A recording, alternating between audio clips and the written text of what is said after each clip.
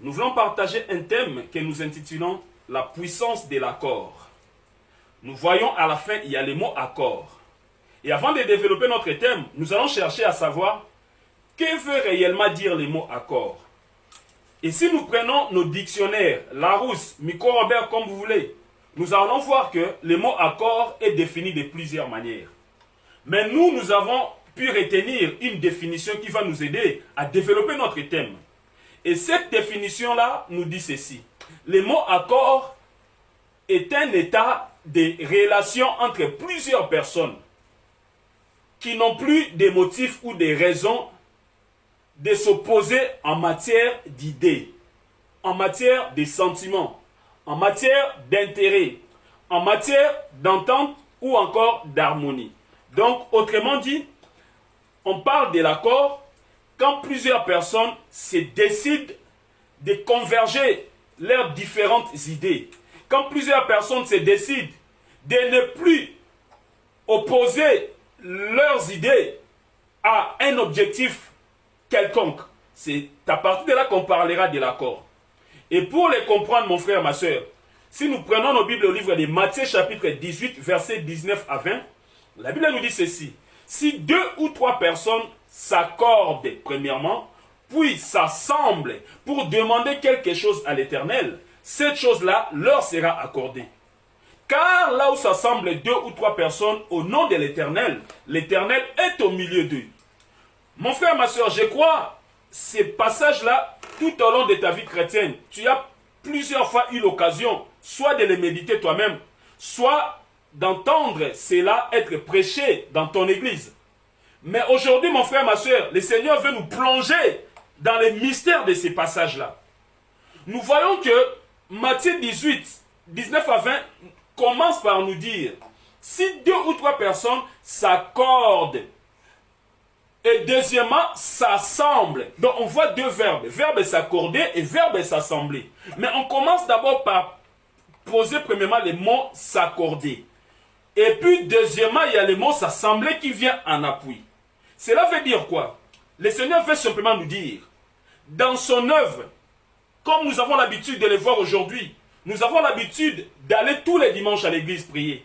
Nous avons l'habitude d'aller participer dans des différents cultes, dans nos églises, dans la semaine, dans des différentes réunions, des campagnes d'évangélisation, des conseils chrétiens, si je peux le dire, des conférences chrétiennes.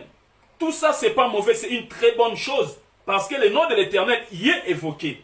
Mais seulement le Seigneur nous dit, il ne faut pas se précipiter à aller s'assembler dans des cultes de la semaine, dans des cultes de dimanche, dans des conférences chrétiennes, dans des concerts chrétiens, dans des campagnes d'évangélisation. Il ne faut pas se précipiter d'aller se présenter tout de suite dans ces réunions du moment où il n'y a pas d'accord. Donc le mot accord vient en premier. Donc c'est un préalable à tout rassemblement. Donc cela veut dire simplement, avant d'aller s'assembler pour l'œuvre de Dieu, il faut d'abord s'accorder par rapport à ce que vous allez faire. Or, l'œuvre de Dieu, c'est quoi? C'est juste le nom de Jésus-Christ au travers de sa parole qui y est évoqué. C'est juste que nous devons tout faire pour nous mettre d'accord, pour être en accord avec la parole de Dieu.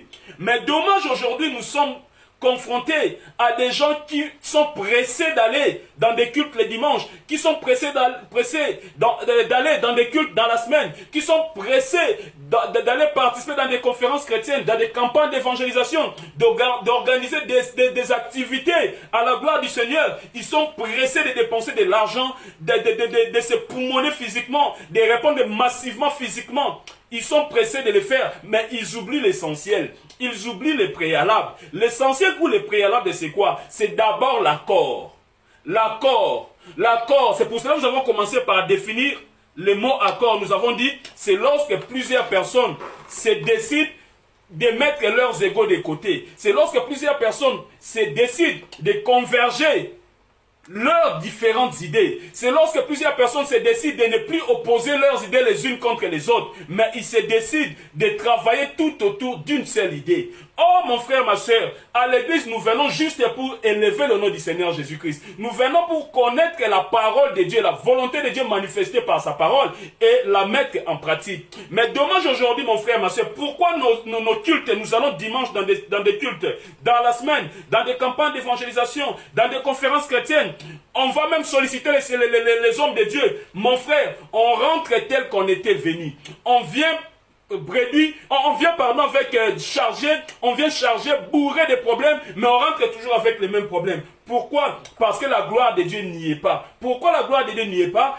Parce qu'il n'y a pas d'accord entre nous. Mon frère, ma soeur, aujourd'hui nous sommes confrontés à des hommes de Dieu qui travaillent ensemble, mais ils ne s'entendent pas. Tout homme de Dieu veut à tout prix que le Seigneur l'utilise seul et pas l'autre. Oh mon frère, ma soeur, chacun a son époque. Si cette époque-là, l'Éternel avait décidé que je vais utiliser telle personne, vous autres hommes de Dieu, restez là scotchés, restez là pour soutenir la personne que Dieu a élevée. Reconnaissez sa grâce et soutenez-les. C'est alors que vous allez voir la gloire de Dieu. Mais dommage aujourd'hui, nous sommes en train de rejeter même la grâce que le Seigneur a fait venir dans nos milieux. Tout simplement parce que nous voulons que cela passe que par nous-mêmes et non par l'autre. C'est ainsi, mon frère, ma soeur, aussi longtemps que nous allons demeurer dans cette logique, rassurons-nous, nous n'allons pas voir la gloire de Dieu. Le peuple de Dieu viendra avec ses problèmes, il rentrera avec ses problèmes. Combien de gens aujourd'hui, ils travaillent dans des cultes, dans l'église, mais ces gens-là ne s'entendent pas. Ils sont bourrés de conflits. Ce sont des vrais ennemis. Mais ils sont là. Ils font semblant comme si tout allait bien. Mais quand le Seigneur les regarde, il voit le fin fond de leur cœur. Il sait que tel pasteur ne parle pas à l'autre pasteur. Il sait que tel responsable ne parle pas avec l'autre responsable. Mais pourtant, ils travaillent tous en collégialité. Ils travaillent tous ensemble. Mais pourtant, au-dedans d'eux, ce sont des vrais